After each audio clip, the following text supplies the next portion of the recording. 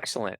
Excellent. Okay. So, what we want to do is really, we want to get into RMF. So, RMF is a framework that has 7 steps. But I think maybe before we get into those 7 steps, it might be nice to talk a little bit about what RMF is, what it's not at a high level. So, Jason did, or Drew, would one of you guys like to just kind of give us the thumbnail sketch of the purpose of RMF?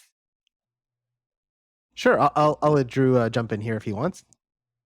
Yeah, RMF, the risk management framework, is that 7 step process, and the really idea is to right size and come up with the right amount of security for the right system at the right time and at the right cost.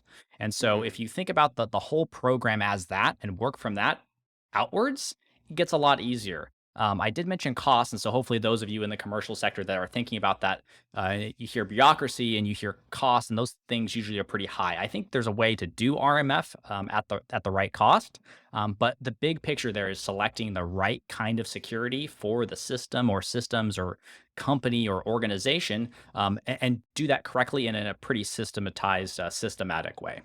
Yeah, Okay. I think that's a great point because when you're dealing with RMF, the idea is not to 100% secure every single system out there. It's a matter of managing risk, which is why it's called the RMF, the risk management framework. And so if I have something that is going to be used by one person and connected to one dial-up computer terminal, it's not even connected to the internet normally, there's probably a less of a risk posture there, and I wouldn't want to spend billions of dollars protecting that. On the other hand, if I have a mobile device that can process top secret information, I probably want to spend a lot of money protecting that because it's mobile and it has top secret information. So we want to make sure that is well protected. And so this allows you to kind of, as Drew said, right size based on what the thing is you're trying to protect.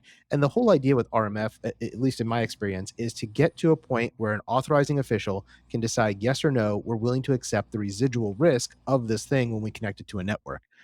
Because you're never going to get 100% of the things taken care of when you're putting all your controls together. There's just no way to protect everything 100% of the time. And so you just want to get it down to a reasonable level where the risk is willing to be accepted based on the benefits you're going to get.